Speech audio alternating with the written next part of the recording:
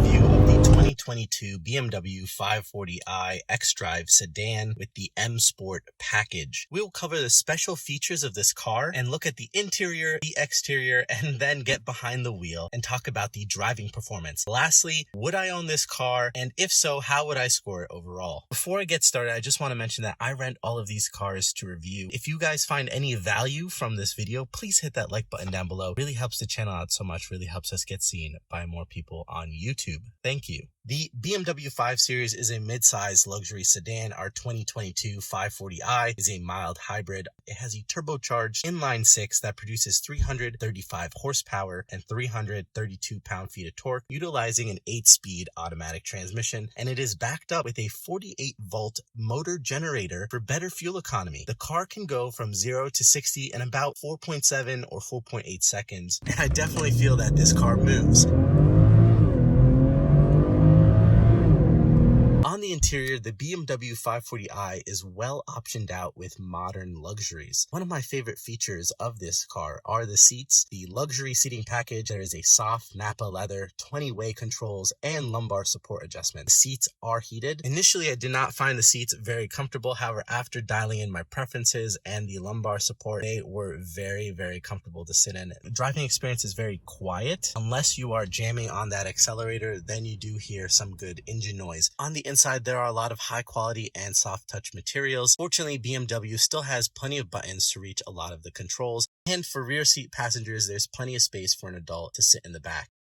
A sizable trunk in the rear does have collapsible back seats, similar to any other family size sedan. The back seats do have attachment points for car seats. The interior has very nice lighting at night. Kudos to BMW if you guys do own this car. How does the interior of this BMW look, especially when compared to Audi or Mercedes-Benz?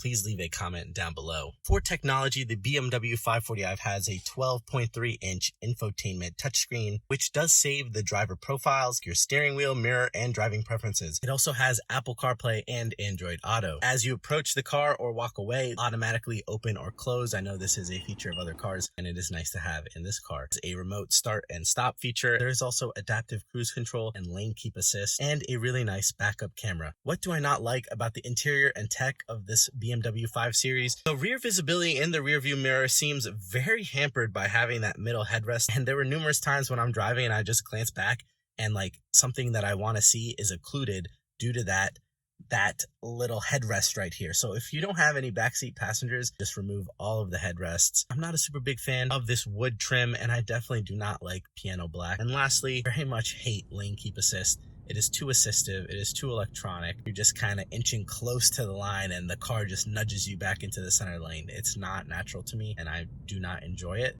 For the exterior styling, the BMW 540i X-drive has LED headlights, large 19-inch wheels, all of the M Sport badging, a normal size kidney grille when compared to the monstrosity of the 4 Series. Car overall is very pleasing to look at from every single angle. My driving impression, I've driven this car over the last 3 days, mainly in dry weather conditions. In sport mode, the car does move. It handles turns at speed very well. And while many will appreciate the performance of the car, always reminded me while I was driving this that it is not an M5. Performance overall seems a little subdued, especially the engine notes. I was really ripping it in this car on a lot of back roads and turns. I would say it was fun, but I would have a lot of fun in any other car on those roads. The 540i has very responsive steering. As you move the steering wheel, the car is in sync with your inputs. Comfort with a hint of performance. I think that's what BMW is going for with the 540i. This car is definitely a highway cruiser. It can handle being at speeds without a hitch and without much noise. Who is this car for? I think this car is good for an adult who has a family who is going to use this car mainly for a commute. You want that hybrid, you want a little bit of extra gas savings, but you also still want